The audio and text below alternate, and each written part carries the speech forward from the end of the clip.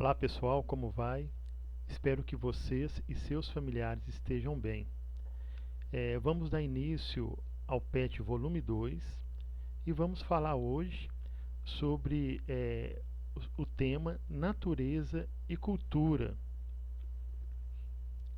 E dentro do tema Natureza e Cultura, nós vamos trabalhar o seguinte subtema: o ser humano, monstro ou gênio? É um subtema, penso que seja um subtema provocador. Algumas questões iniciais para pensarmos juntos.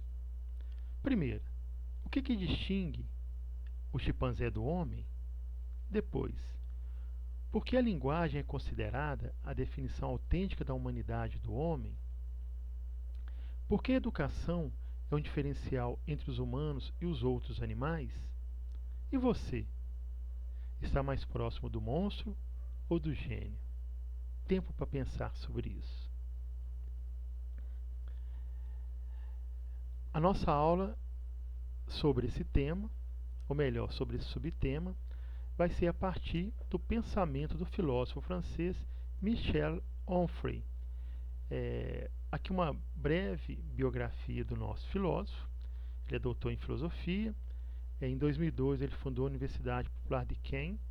É uma universidade livre, onde as pessoas podem participar abertamente. E os escritos de Onfray, eles celebram o hedonismo, a questão do prazer, a razão e o ateísmo. Quem tiver curiosidade, é interessante aprofundar sobre esse pensador, até mesmo para compreender melhor aquilo que nós vamos falar neste momento. Então, para compreendermos bem a antropologia filosófica de Michel Onfray, eu coloquei aqui as seguintes palavras-chave: linguagem, liberdade, educação e sociedade. Então a nossa aula ela está fundamentada a partir dessas 4 palavras-chave. Então vamos lá. Quantas necessidades naturais, pensando na natureza e na cultura? O macaco, aprisionado à sua bestialidade, a natureza.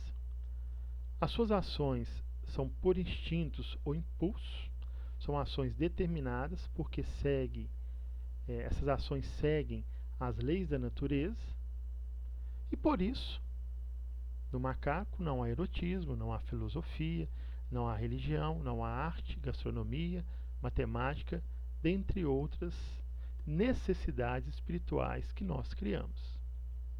Já o homem, quanto às necessidades naturais, ele pode se livrar dela, resisti-la, transformá-la e superá-la, etc. Nós temos a capacidade de transformar, de superar as nossas necessidades. Por exemplo, a fome é uma necessidade de sobrevivência tanto no macaco quanto no homem. Porém, eu posso resistir à fome naquele momento. Eu posso, claro que dentro das minhas condições, escolher o que comer, e posso também dar significado àquilo que eu como. Isso é muito interessante.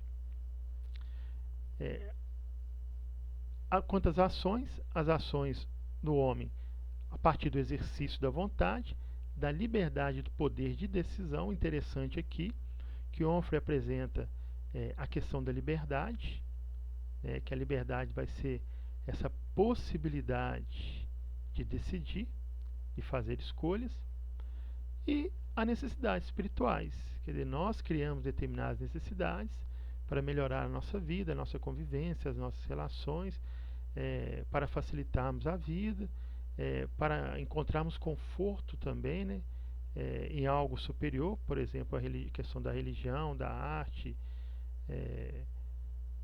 para podermos caminhar e caminhar bem durante a nossa vida. Então, essas são algumas diferenças em relação ao macaco e ao homem.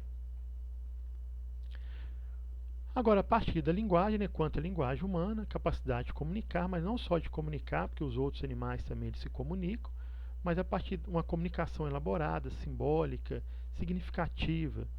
E a partir dessa comunicação poder opinar, dar opinião em relação àquilo que está sendo comunicado, àquilo que está sendo vivenciado, trocar posições intelectuais, trocar ideias, debater, discutir sobre determinado tema ou situação, apresentar pontos de vistas, distinguir entre o bom e o mal. Aqui essa questão entre a questão dos valores, né? Porque a questão do bom e do mal é uma questão humana, uma questão nossa. Viver conforme certos valores, aqui os valores morais, né, são aquelas normas e regras criadas por um determinado grupo, pela sociedade, para orientar o comportamento humano, e também a partir daí fazer escolhas, né? Aquilo que eu quero, aquilo que eu não quero, aquilo que eu gosto, o que eu não gosto, o que eu posso e o que eu não posso, tomar decisões para poder agir. Em suma, entre a natureza e a cultura, na perspectiva, na concepção de Michel Onfray, está a linguagem.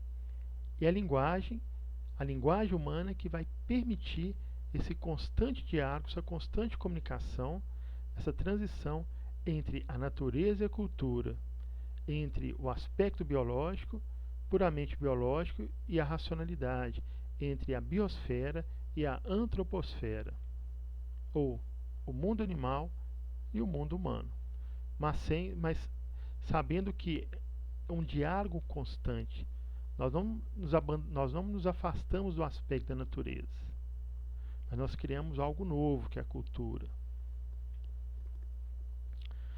Quanto à educação, aqui o importante papel da educação no desenvolvimento humano, condição intelectual, nos permite a aprendizagem, né, que é aprender, a conhecer, a compreender, e a partir daí transmitir os conhecimentos aprendidos, adquiridos, transmitir valores, construir valores, assumir valores, negar e renegar determinados valores e apresentar novos valores.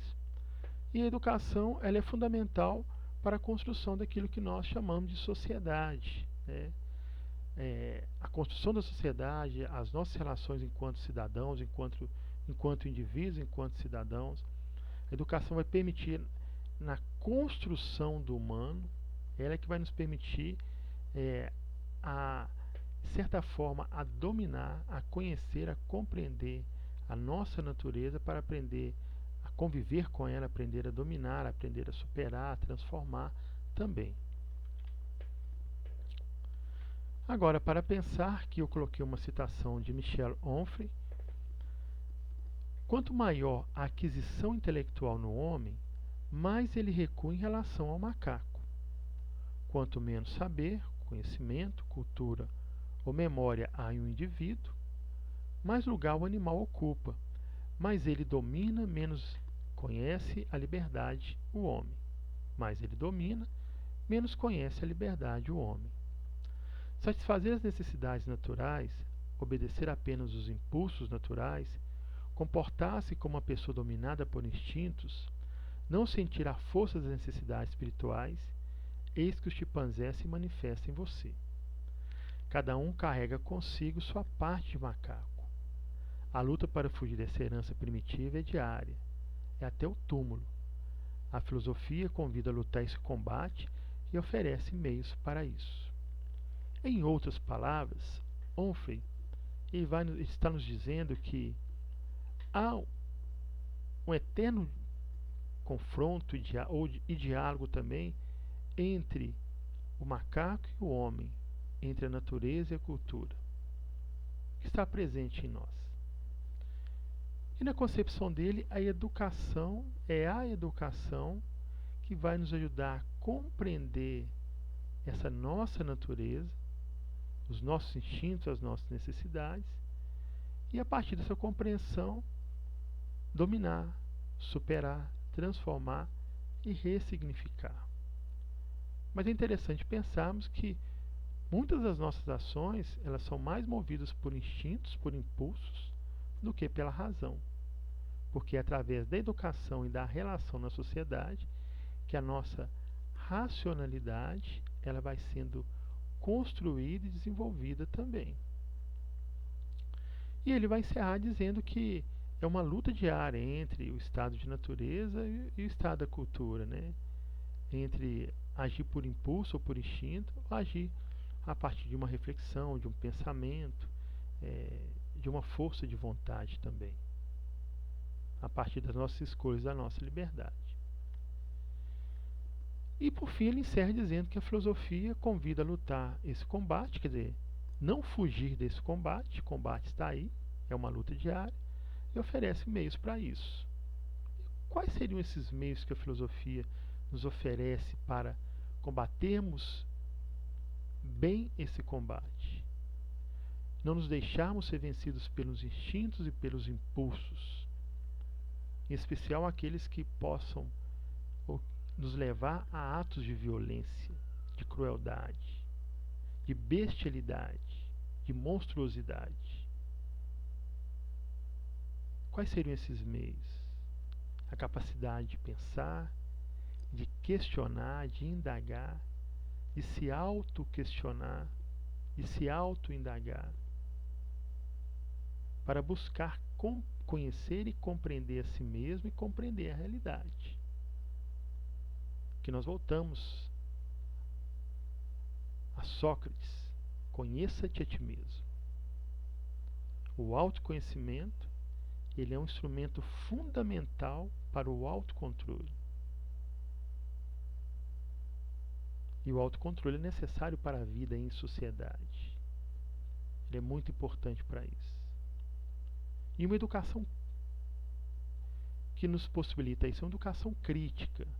Agora, quando eu falo educação crítica, não é simplesmente criticar, falar mal, é uma educação que passa pelo crivo da razão, pela observação, pela avaliação, pela análise, pelo questionamento, para tentar encontrar respostas em relação a nós mesmos. Até mesmo para compreendermos aquela pergunta inicial, né? E você?